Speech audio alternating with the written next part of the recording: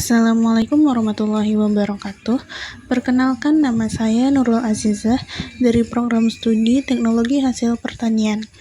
Pada kesempatan ini saya akan menjelaskan materi tentang air dalam bahan pangan yang meliputi pengertian, struktur kimia, klasifikasi, fungsi dalam pangan, sifat-sifat kimia, dan reaksi penting yang melibatkan air. Air adalah senyawa kimia yang terdiri dari 2 atom hidrogen dan 1 atom oksigen, atau dikenal dengan rumus H2O.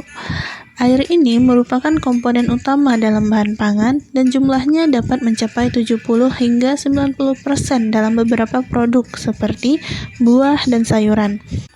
Air sangat penting dalam menentukan kualitas, tekstur, dan umur simpan bahan pangan.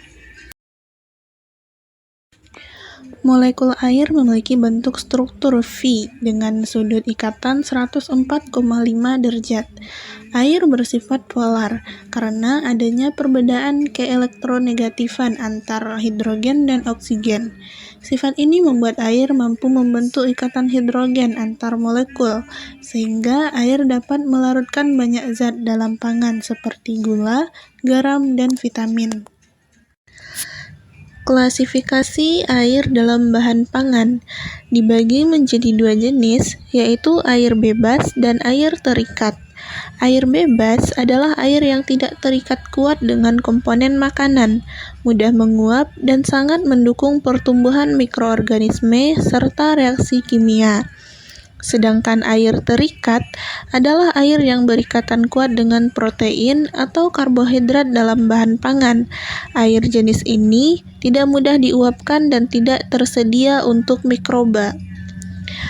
Ketersediaan air dalam bahan pangan diukur menggunakan aktivitas air atau water activity yang disimbolkan dengan AW. Air mempunyai beberapa fungsi dalam pangan, di antaranya sebagai pelarut dalam proses pemasakan, sebagai media reaksi kimia dan enzimatis, berperan dalam menentukan tekstur pangan, misalnya kelembutan pada kue, untuk mengontrol suhu dalam proses perebusan, pengukusan, dan blanching.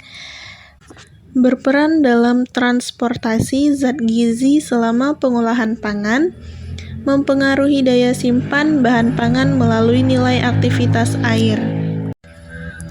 Selain itu, ada beberapa sifat penting air dalam pangan, di antaranya memiliki panas jenis tinggi, sehingga mampu menahan perubahan suhu, memiliki tegangan permukaan tinggi, yang berpengaruh pada emulsi, kepolaran tinggi, sehingga dapat melarutkan banyak zat, densitas maksimum pada suhu 4 derajat Celcius, yang penting dalam penyimpanan makanan dingin, dapat berperan sebagai asam dan basa dalam reaksi kimia makanan.